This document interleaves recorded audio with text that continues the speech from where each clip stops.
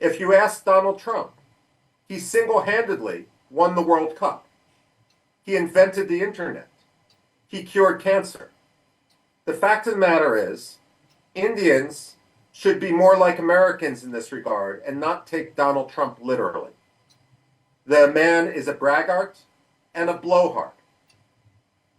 But behind that bravado, what he's signaling is the United States was helping mediate. Where I think Donald Trump made a very bad mistake, however, by suggesting that he would use trade to compel a ceasefire. He is signaling to India in the government or in the opposition that India can no longer trust the American defense industry.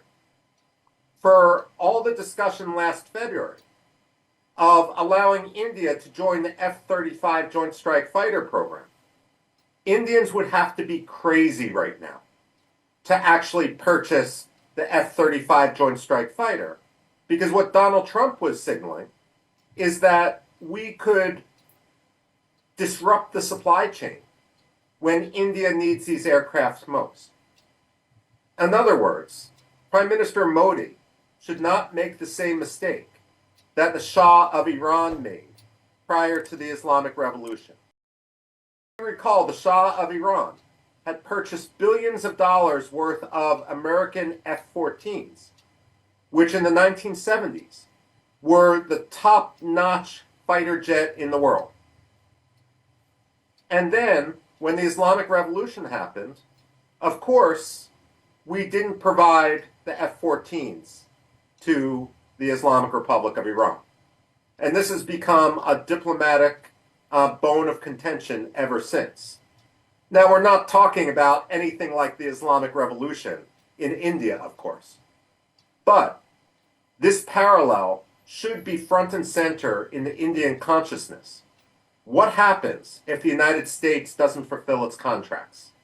I mean, the irony here in wanting to sell India the F-35s was the United States diplomatically and militarily was taking advantage of the fact that Russia defaulted on its contracts with India because Russia needed its spare parts, its ammunition, and its aircraft engines for Russia's own war with Ukraine.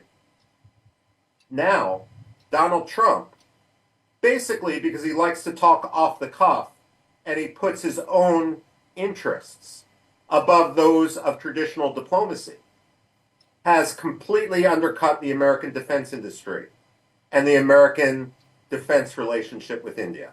That I see as the greatest ramification of Donald Trump and his loose lips. It's going to be very difficult for Pakistanis to convince themselves that they won this 4-day war. The reason is India was able to, with precision, decimate the terror headquarters and training camps.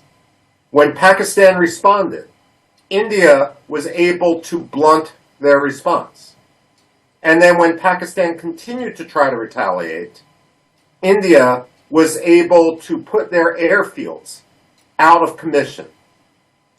Pakistan went running to try to achieve a ceasefire like a scared dog with its tail between its legs.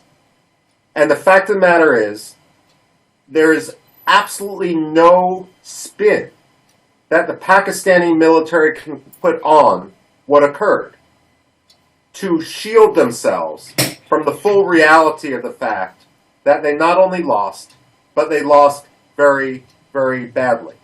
The question now, however, is what Pakistan will do next. Clearly, there's a problem within the Pakistani military, both because it's a cancer on Pakistani society and because, as a military, it's incompetent. And so, is Asim Munir going to keep his job? Is the ego of Pakistani generals going to trump the future strength and well-being of all of Pakistani society? Basically, Pakistan needs to clean house, but it's an open question whether they are too far gone to do that.